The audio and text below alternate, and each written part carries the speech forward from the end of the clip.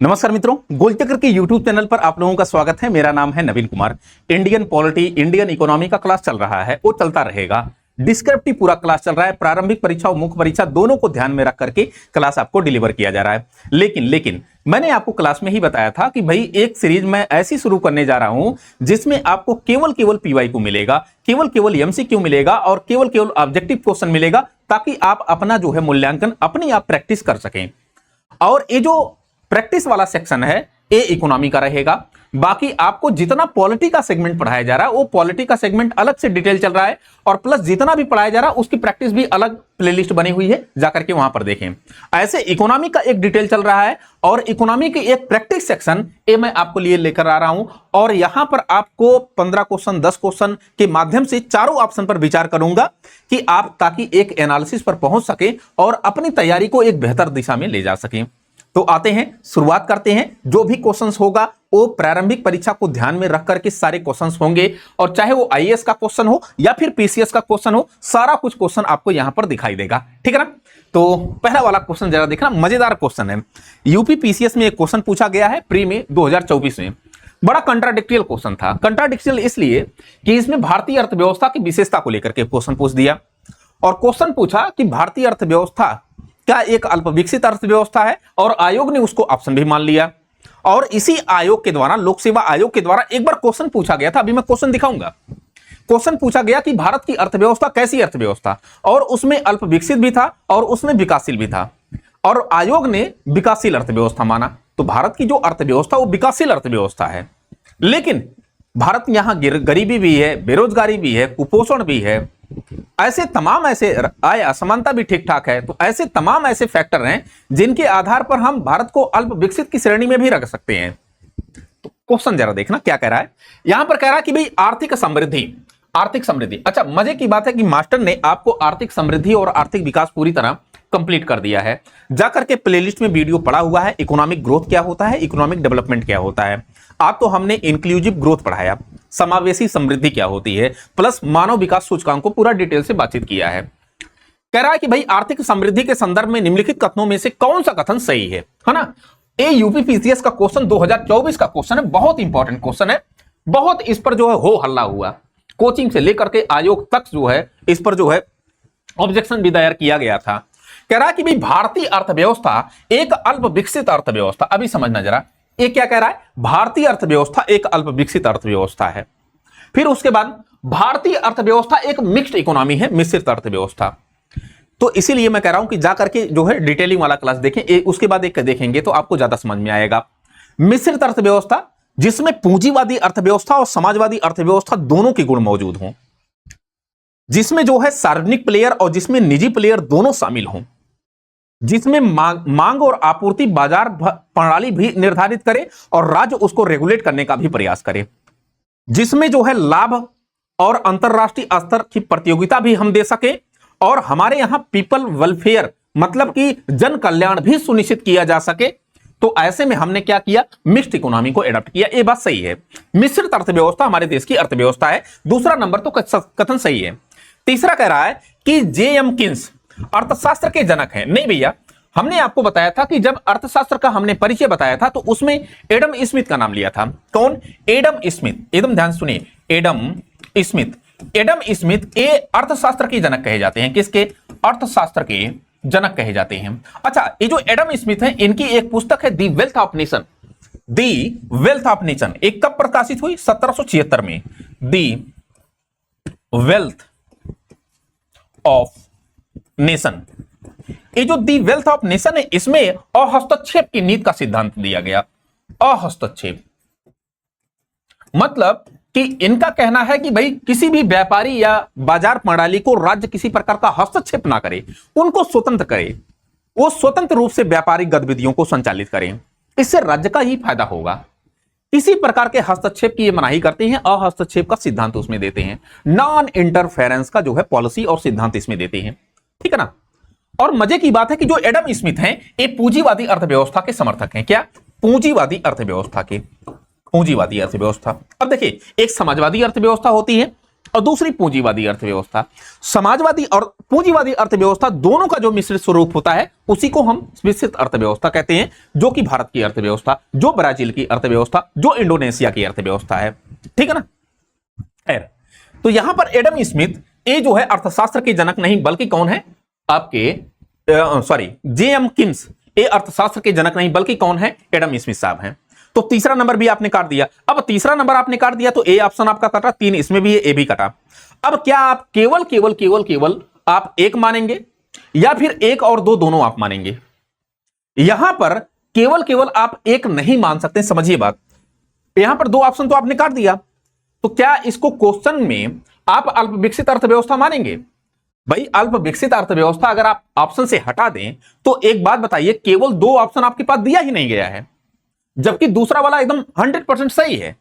तो ऐसे में आपको जबरदस्ती ऑप्शन 1 पर आना पड़ेगा, जबरदस्ती ऑप्शन 1 पर क्या होगा, आना पड़ेगा। और आपका ए ऑप्शन सही भी है, ठीक ना। इसलिए कि जो भारतीय अर्थव्यवस्था है वो अल्प विकसित अर्थव्यवस्था की भांति अभी भी व्यवहार करती है। ये जो भारतीय अर्थव्यवस्था है अभी भी विकासशील अर्थव्यवस्था है, क्योंकि भारत की जो ग्रोथ रेट है, भारत की जो जीडीपी है, भारत के यहां जो विकास का पैमाना है वो बेहतर हुआ है। लेकिन अभी भी गरीबी, बेरोजगारी, भूखमरी, कुपोषण इत्यादि के स्तर पर देखें तो हमको अल्प विकसित अर्थव्यवस्था के लक्षण दिखाई पड़ते हैं।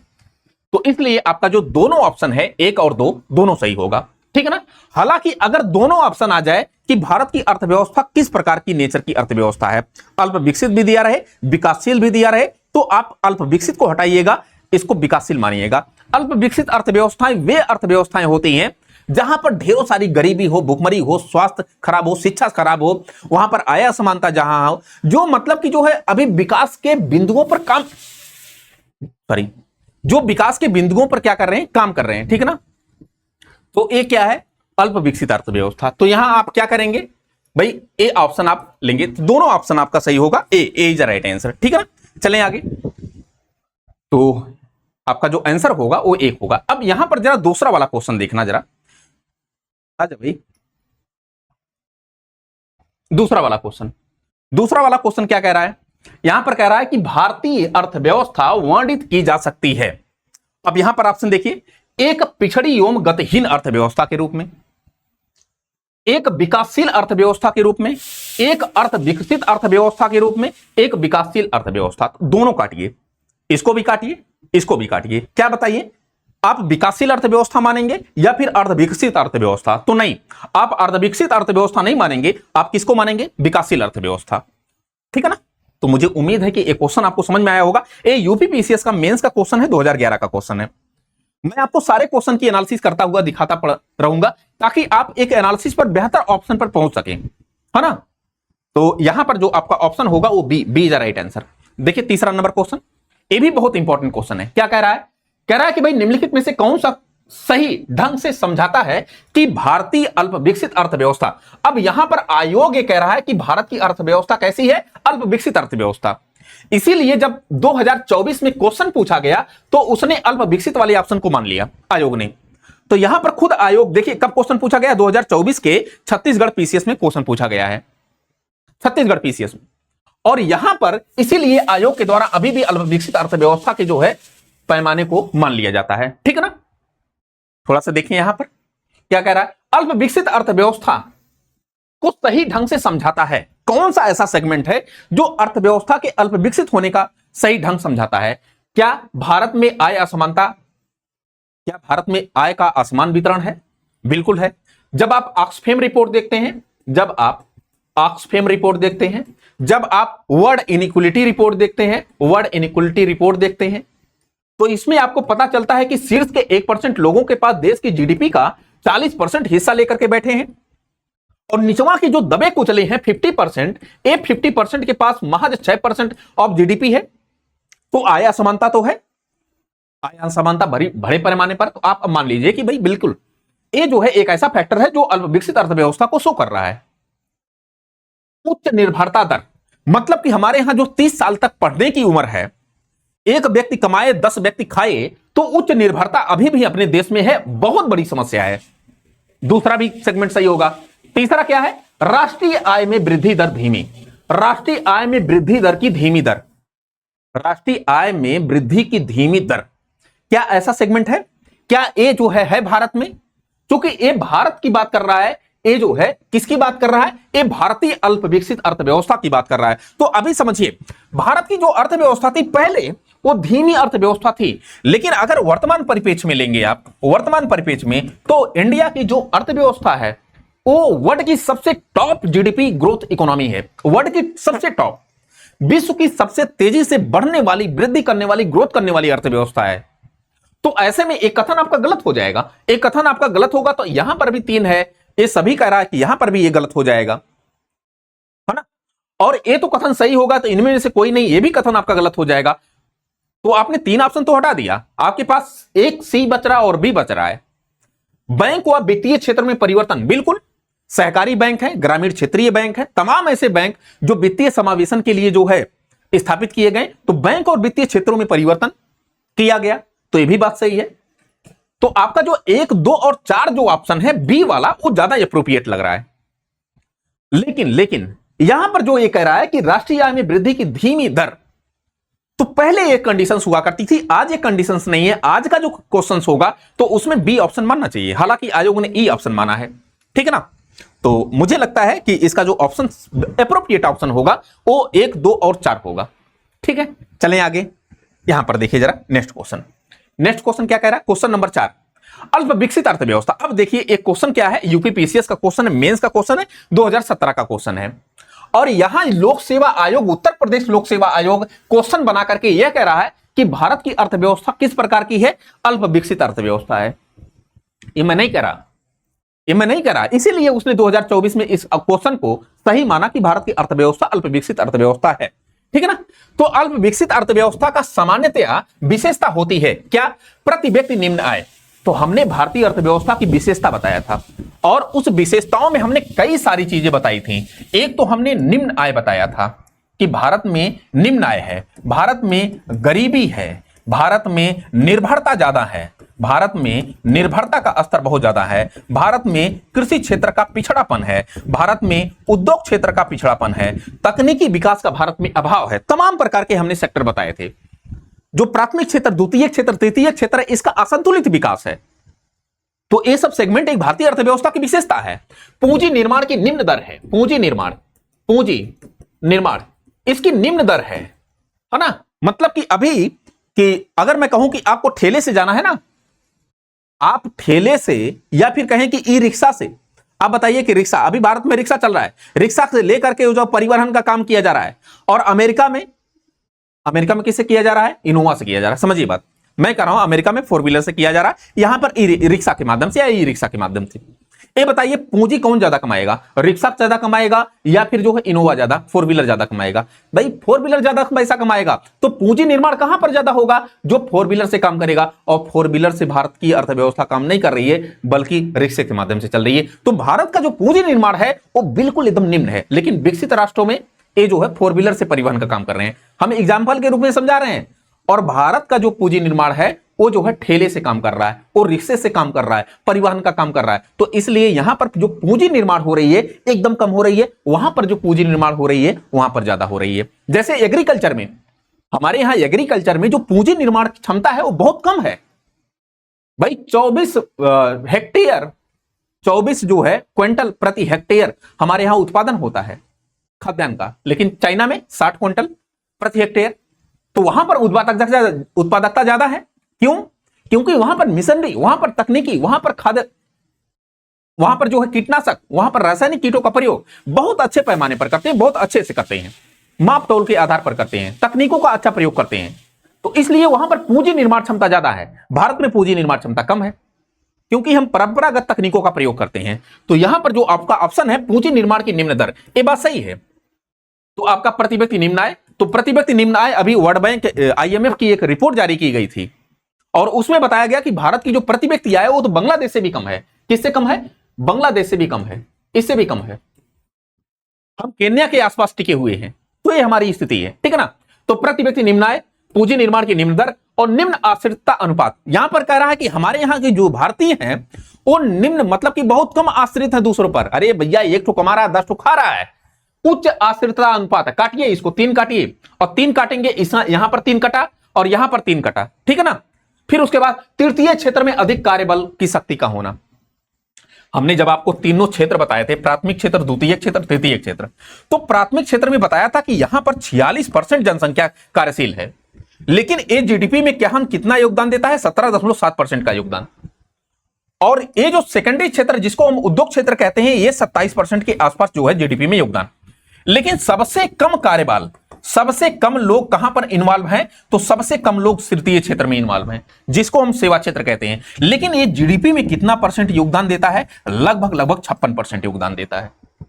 तो सबसे ज्यादा जीडीपी में योगदान सेवा क्षेत्र, तृतीय क्षेत्र का है, लेकिन सबसे कम कार्यबल कहां पर है, ये सेवा क्षेत्र में है। सबसे कम कार्यबल और सबसे ज्यादा आउटपुट ये कहां है, तृतीय क्षेत्र में। अब यहां तृतीय क्षेत्र में अधिक कार्यबल शक्ति है। अरे भैया अधिक कार्यबल नहीं, बहुत कम है, तो इसको गलत काटिए, और जब गलत काटेंगे आपका चौथा ऑप्शन भी ये भी हट गया, ठीक है ना। तो आपके पास क्या बचा, 1 और 2 बचा, मतलब कि ए इज राइट आंसर, ठीक है। चलें आगे, यहां पर देखिए जरा next question number 5। Question number 5 क्या कह रहा है कि निम्नलिखित में से कौन सी विशेषताएं भारतीय संविधान भारतीय अर्थव्यवस्था के विकासशील श्रेणी को दर्शाती है। अब देखिए, भारतीय अर्थव्यवस्था की विकासशील श्रेणी मतलब कि भारत की जो अर्थव्यवस्था है उसको विकासशील मान लिया गया है। कृषि मुख्य व्यवसाय, बिल्कुल, जहां पर 47% जनसंख्या, मतलब कि जो है लगभग आधी % जनसंख्या वो जो है कृषि पर निर्भर हो, वो मुख्य व्यवसाय क्या होगा, एग्रीकल्चर ही होगा। बात तो सही है। प्रचंड बेरोजगारी, बिल्कुल, हमारे यहां क्या है ना कि 1 हेक्टेयर में, अगर 1 हेक्टेयर में 2 लोगों का काम है, तो यहां पर क्या करते हैं, 4 लोग लगे रहते हैं। क्या लोग, कितने लोग, 4 लोग। तो 2 लोग मान लीजिए हेक्टेयर, 1 हेक्टेयर में 24 क्विंटल या 24 क्विंटल का जो है उत्पादन करते हैं, 24 क्विंटल। तो क्या 4 लोग मिलकर के 48 क्विंटल कर लेंगे क्या, नहीं, 24 क्विंटल ही होगा। तो ससुरा ये जो 2+ लोग लगे हैं, एक्स्ट्रा लोग, ये तो छिपी बेरोजगारी के अंतर्गत आ रहे हैं ना। छिपी बेरोजगारी, 2 लोगों काम कर लेते, लगे हैं 4 लोग, छिपी बेरोजगारी के अंदर, इसी को प्रचंड बेरोजगारी। तो हमारे यहां कैसी बेरोजगारी है, जो लोग एक्स्ट्रा लगे हुए हैं, जिनकी सीमांत उत्पादकता क्या है, 0 है, तो इनको हम क्या कहते हैं, प्रचंड बेरोजगारी। तो भारत में प्रचंड बेरोजगारी है। मानव पूंजी की निम्न गुणवत्ता, मानव पूंजी, जैसे कि भारत में जो है कुशलता का अभाव है, तकनीकों का अभाव है, शिक्षा का अभाव है। तो जो मानव पूंजी तैयार होती, जैसे हमारे ऊपर शिक्षा का इन्वेस्ट किया गया, हमारे ऊपर स्वास्थ्य का इन्वेस्ट किया गया, हमारे ऊपर समाज का बेहतर प्रभाव रहा, तो हमने क्या किया कि अपने आप को बेहतर बना करके पूंजी निर्माण क्षमता बढ़ा ली। तो हमारी जो शरीर है, मैं जो मानव हूं, एक मानव के तौर पे मैं बेहतर होऊंगा। ऐसे अमेरिका ने अपने सारे मानव को जो है बेहतर कर लिया, उसको मानव पूंजी कहा जाता है, ह्यूमन कैपिटल कहा जाता है। तो जब अमेरिका विकास होगा, विकसित होगा, तो उस अमेरिका के विकसित होने में मानव पूंजी बड़ा अहम रोल निभाएगा। लेकिन वो कब तैयार होगा, जब बेहतर शिक्षा होगी, बेहतर स्वास्थ्य होगा, बेहतर आधारभूत संरचना होगी, बेहतर जो है वहां पर एनवायरमेंट होगा। लेकिन भारत में मानव पूंजी की एकदम क्या है, निम्न गुणवत्ता है। ये भी बात क्या है, सही है, ये भी बात क्या है, सही है, ठीक है ना।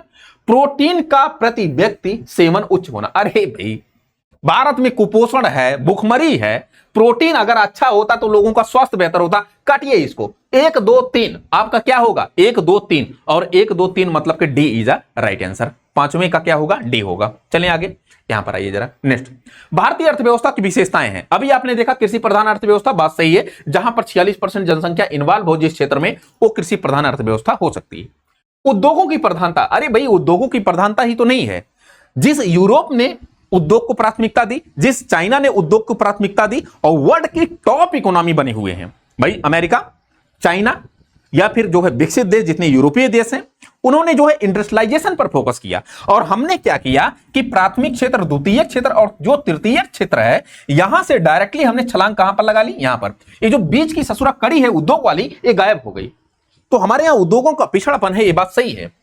उद्योगों की प्रधानता यहां पर कह रहा है, उद्योगों की प्रधानता नहीं, उद्योगों का पिछड़ापन। 2 जिसमें है काटिए, 2 इसमें भी है काटिए, 2 इसमें भी है काटिए, 2 इसमें भी। केवल आपके पास एक ऑप्शन बच रहा है, वो कौन है, डी। ए यूपीपीसीएस में, लोअर पीसीएस में पूछा गया है क्वेश्चन, ठीक है ना। बाकी न्यून प्रतिव्यक्ति आय आप जानते हैं, बृहद बेरोजगारी का स्तर जानते हैं, तो आपका जो ऑप्शन होगा वो क्या होगा, 1 3 और 4, 2 नहीं होगा, ठीक है ना। चलें आगे, यहां पर देखिए जरा next question number 7। Question number 7 क्या है, निम्नलिखित में से कौन सी आर्थिक क्रिया है, आर्थिक क्रिया नहीं है। आर्थिक क्रिया जहां पर जो है धन जनरेट हो, जहां पर जो है उत्पादन जनरेट हो, जहां पर लगे कि यहां पर पैसा मात्रा जनरेट हो रही है, आर्थिक वृद्धि हो रही है ना, वहां पर हमको उसको कहेंगे कि आर्थिक क्रिया। क्या? आर्थिक क्रिया। क्या यहां पर स्वैच्छिक समाज सेवा, आप जब जाते हैं समाज सेवा करने, बात व्यवहार बनाते हैं, समाज में उठते बैठते, वहां पर पैसा जनरेट होता है, पैसा लॉस होता है यार, पैसा आपका जेब खाली होगा, है ना, जेब भरेगा नहीं। तो ये जो स्वैच्छिक समाज सेवा है, ये अनार्थिक क्रिया मतलब कि आर्थिक क्रिया के अंतर्गत नहीं। लेकिन खेती आप करते हैं तो यहां पर क्या, यहां पर आप क्या करते थे, सरसों का उत्पादन करते हैं, गेहूं का उत्पादन, तो यहां पर आर्थिक क्रिया मतलब कि धन जनरेट होगा। नौकरी करते हैं तो यहां पर भी आप उत्पादन करते हैं, यहां पर भी आपको जो है वेतन मिलेगा, यहां पर भी आपको जो है आर्थिक क्रिया में शामिल है। परिवहन, आप जो है घोड़ा चलाते हैं, आप गाड़ी चलाते हैं, आप रिक्शा चलाते हैं, वगैरह वगैरह, तो यहां पर भी आप उत्पादन कर रहे हैं, ठीक है ना, यहां पर भी आप जो है एक निश्चित जो है पेमेंट की तरफ आगे बढ़ रहे हैं। तो ये जो है आर्थिक क्रिया और ये जो है क्या, अनार्थिक क्रिया। ठीक है, चलें आगे। यहां पर देखिए जरा, क्वेश्चन नंबर 8, विकास का भारतीय मॉडल किसके हितों की सुरक्षा करता है? विकास का भारतीय मॉडल, भाई जो भारत का विकास, भारत का जो है भारतीय मॉडल है, विकास का भारतीय मॉडल, वो भारत की अर्थव्यवस्था कैसी है? मिश्रित अर्थव्यवस्था। और इस मिश्रित अर्थव्यवस्था में आपको पता होगा कि एक तो समाजवादी अर्थव्यवस्था का भी गुण मौजूद है, समाजवादी, और दूसरा पूंजीवादी अर्थव्यवस्था का भी गुण मौजूद है। अच्छा, समाजवादी में यहां पर राज्य का नियंत्रण होता है सार्वजनिक सेवाओं पर, और यहां पर जो है निजी मतलब कि व्यक्तिगत नियंत्रण होता है, व्यक्तिगत नियंत्रण होता है। मतलब कि दोनों लोग खुल करके जो है अर्थव्यवस्था के लिए काम करते हैं, ताकि बाजार प्रणाली भी बेहतर रहे, अंतरराष्ट्रीय स्तर की प्रतियोगिता भी बेहतर रहे, ताकि लाभ पर आधारित काम भी किया जा सके, और इसके अलावा हम पीपल वेलफेयर का भी काम कर सके, जन कल्याण का भी काम कर सके, है ना। तो यहां पर किसके मॉडल पर आधारित, किसको जो है हितों की सुरक्षा करता है? व्यक्तियों की, राज्यों की। तो भाई व्यक्ति और राज्य दोनों की, चूंकि यहां पर मिक्स्ड इकोनॉमी है ना, व्यक्ति जो है ये पूंजीवादी अर्थव्यवस्था को शो करता है और राज्य जो है ये समाजवादी अर्थव्यवस्था को शो करता है। ठीक, अब दोनों को जब हमने अडॉप्ट कर लिया तो व्यक्ति और राज्य दोनों के हितों की रक्षा कहां पर होगी? वो मिश्रित अर्थव्यवस्था में होगी। ठीक है, तो आपका जो ऑप्शन होगा वो सी होगा, सी राइट आंसर। ठीक, क्वेश्चन नंबर 9, देश की वृद्धि में निम्न में से कौन सा अनार्थिक तत्व, अब जरा बताइए, जहां पर पैसे का उत्पादन होगा आर्थिक तत्व, जहां पर पैसा या उत्पादन की वृद्धि नहीं होगी उसको क्या बोलेंगे? अनार्थिक तत्व। सामाजिक व्यवहार, अरे भाई सामाजिक व्यवहार, समाज वगैरह जब आप फैलाएंगे पैसा खाली होगा, यहां पर उत्पादन या पैसा जनरेट नहीं होगा। ठीक है ना। प्राकृतिक संसाधन, अरे भाई प्राकृतिक संसाधन, देखिए पूरा खाड़ी नेशन, पश्चिमी नेशन प्राकृतिक संसाधनों के माध्यम से आज इतना ज्यादा जो है अपना मात्रात्मक उत्पादन विकास कर लिए हैं, आर्थिक समृद्धि कर लिए हैं कि आर्थिक तत्व उनमें मतलब कि जो है एक अर्थव्यवस्था का बेहतर जो है स्वरूप दिखाई। पूंजीगत जो है संसाधन, पूंजीगत संसाधन जहां पैसे से पैसा जनरेट करना, जैसे कि हमने मकान बनवा दिया और मकान बनवा दिया, उसमें 10 किराएदार रख दिया, तो पूंजीगत संसाधन ये है। हमने ट्रैक्टर ले लिया और ट्रैक्टर से लोगों की जुताई हम कर रहे हैं खेतों की, वो पूंजीगत संसाधन है, यहां से भी पैसा जनरेट होगा। शक्ति संसाधन, शक्ति संसाधन मतलब कि हमारी बॉडी क्या है? शक्तिशाली, और हम चलें क्या कि दूसरों की सेवा करें बॉडीगार्ड बन करके, शक्ति संसाधन ये भी क्या है? एक प्रकार का जो है पूंजी निर्माण है, यहां पर भी आर्थिक चीजें जनरेट होती हैं। शक्ति संसाधन इन द सेंस जैसे कि आपका हथियार हो गया, न्यूक्लियर हो गया, S-400 हो गया, S-500 हो गया, है ना, AK-47 हो गया, ये भी जो शक्ति संसाधन है। तो एक कुल मिला जुला करके ये भी आर्थिक तत्व है, ये भी आर्थिक तत्व, ये भी आर्थिक तत्व, ये अनार्थिक तत्व। जहां पर समाज जुड़ा रहेगा, जहां पर धर्म जुड़ा रहेगा, वो जो है आर्थिक तत्व नहीं आएगा। ठीक है ना। तो ये आपके टोटल क्वेश्चन थे, मुझे उम्मीद है कि आपको समझ में आया होगा। बाकी कल मिलते हैं, इसके आगे की सीरीज राष्ट्रीय आय की सीरीज को डिस्कस करते हैं। तो आपने मुझे सुना, उसके लिए तहे दिल से आपका शुक्रिया। इसका नोट्स नहीं बनाना है, नोट्स केवल आपको डिटेल पॉइंट्स का बनाना है, ठीक ना, जो इकोनॉमिक क्लास चल रहा है। थैंक यू सो मच, शुक्रिया।